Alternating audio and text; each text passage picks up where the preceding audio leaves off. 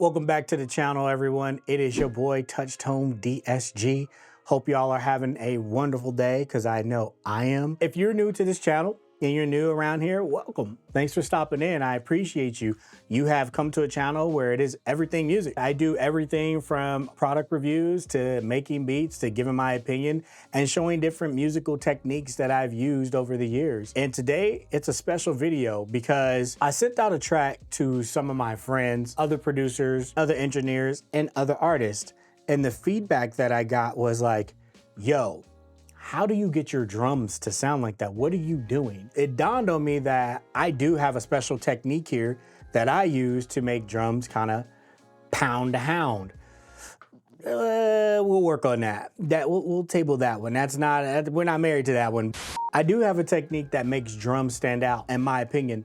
And first of all, let me play the track for you so you can hear exactly what they heard. If you're listening on headphones and you're listening on speakers, you might want to turn them down a bit.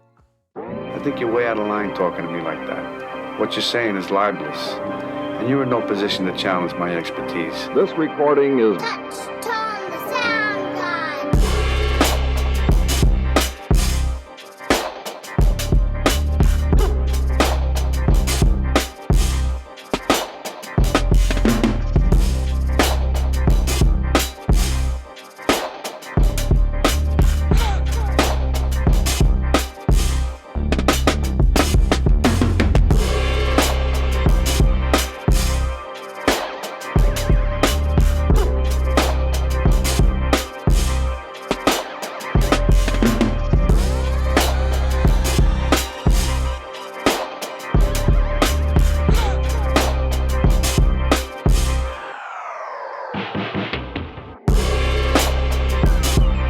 Cool. So yeah, that track's kind of dope. So if you have paid close attention to that track there, the drums itself are really just smacking in your face, but they go with the track. Everything just flows together, it meshes together the whole bit. So I want to show you a technique today that I've come across, and that just helps me. Hopefully by the end of the video, you'll kind of get what I'm saying here, okay? All right, so as you see here on the screen, I got a couple of passes of drums, and I just threw a random sample in there, and it was kind of dope, it just fit. I'm going to play that and let you hear that. I want you to hear the difference from the regular drums and the processed drums, and I'm gonna take you through that because as you see here, I have the UBK Fatso going on and also the API, but I only got one camera, as you see, so we're gonna kind of get the Fatso, and I'm gonna show you that it doesn't take a lot to get a big sound, a nice sound. You don't have to slam these things. I see that so much on YouTube to where people slam their hardware. And I mean, sometimes you can get tones out of that, but you'll see the difference when I play them. So check this out. These are the regular drums.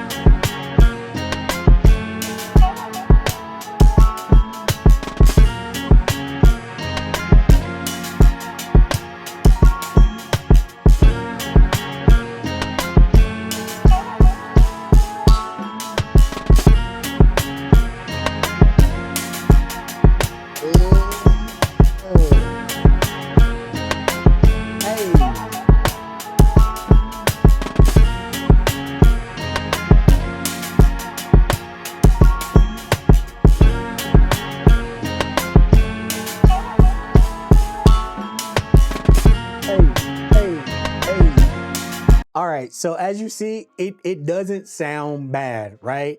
Doesn't, like, the regular drums don't sound bad, but you can definitely tell when my processed drums come in, and I'm gonna show you how. So check this out, or I'm not gonna show you all of the sauce because you know what I mean? I gotta keep some stuff close to the vest here. That's what makes me me, you know what I mean? But I'll give you the gist of it. So check this out. So as far as my drums go, I'm gonna show you the drum track just to make sure that everything is true on here. So let me mute 1 through 3, okay? Let me mute 1 through 3. There we go. All right, and then I'll unmute 4 here. So as far as the sounds go, These are just Addicted Drums 2. First of all, I think these are the best drums ever created as far as like digital drums that sound so real and so much control, and I've tried them all. Also, the kit that you're hearing is my own personal kit, and I've created a bunch of them. And if you guys would like want access to them, let me know. I might sell them to you. I don't know, I got something rolling around here, but let me know. I can export them out and, you know, put them in a pack with some other samples and drum loops that I have processed. See where I'm going with this? But check it out, man, check it out. So we got Addicted Drums, and then the first piece of gear is I ran it through my API T25. I'll put something on the screen because you guys can't see that right now. And then I went through my UBK Fatso. And then I got a chain here, as you see, the Pro Q4, Seventh Heaven, Serato Hex. Man, that thing is dope. That thing is dope. And the DS10. Okay, so let's do this properly. So what I'm doing is I got the drums coming in around like -12 because I don't like to blast my gear. Unless you're going for that, you can blast it. Plus I'm gonna go into God Particle on the master, but I just turned that off for right now. So check this out. This is just the regular drums here. Let's go here. And as you see, just the drums. Here we go.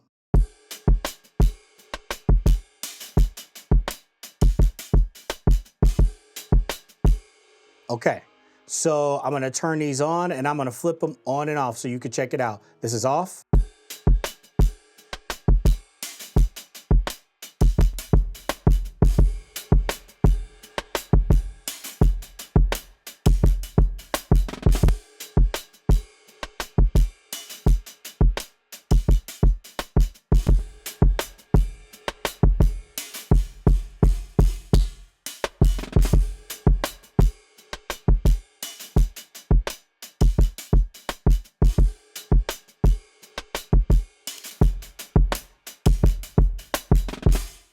So I don't know what you heard, but I know what I'm hearing.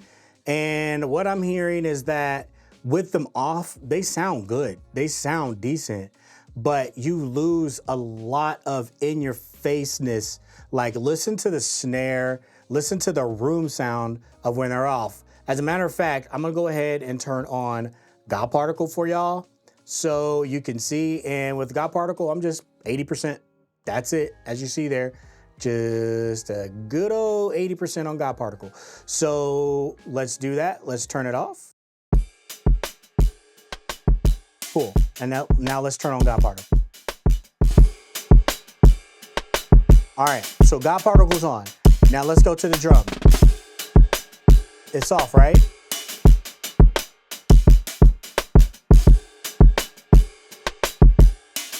Now watch how hard I'm hitting the UBK. Listen to this.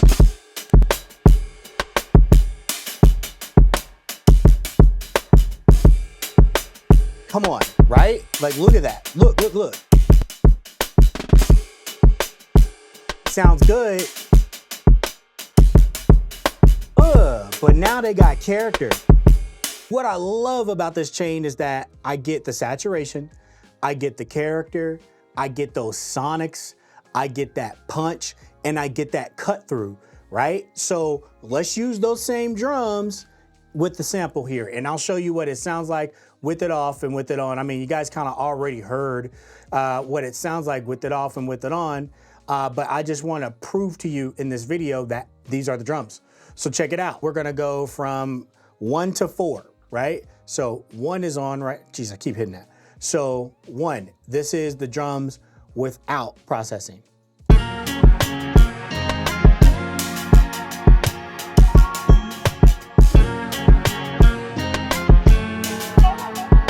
here we are with it.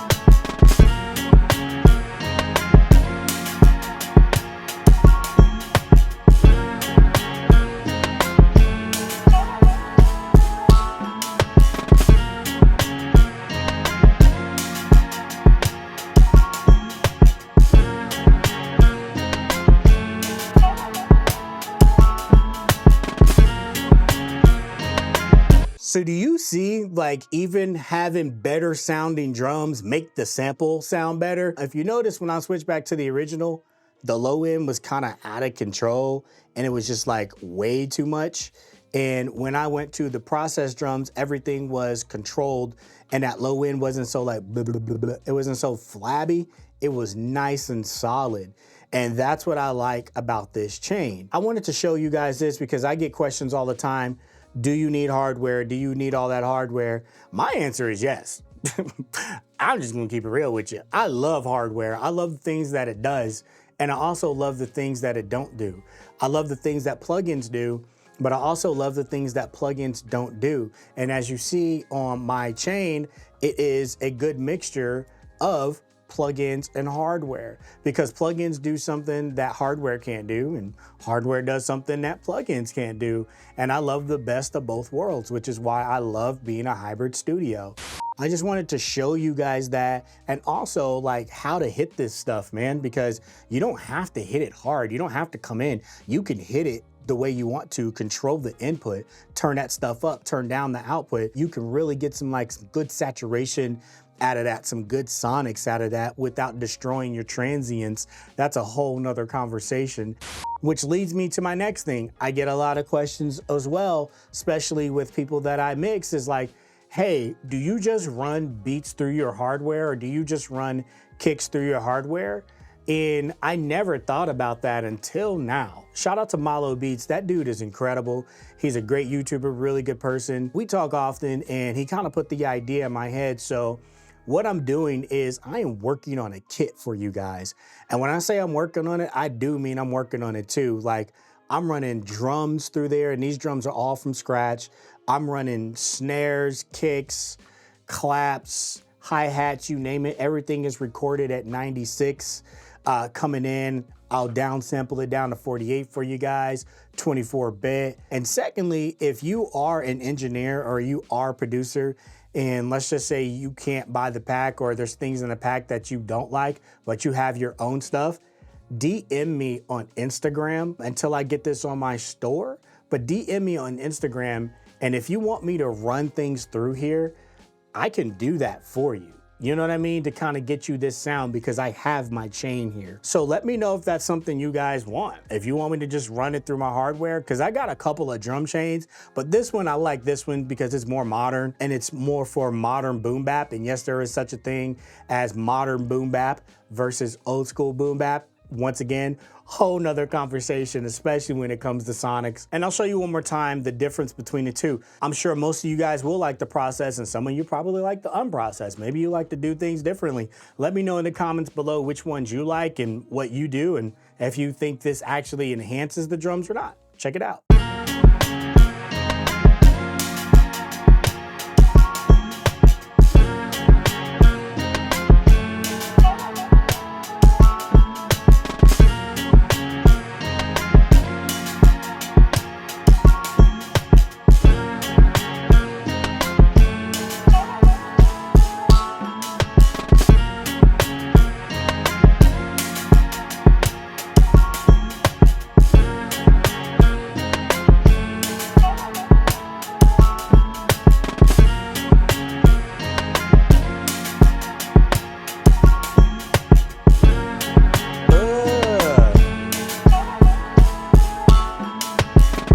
I mean, I will say, for just dragging a sample in, that's kind of dope.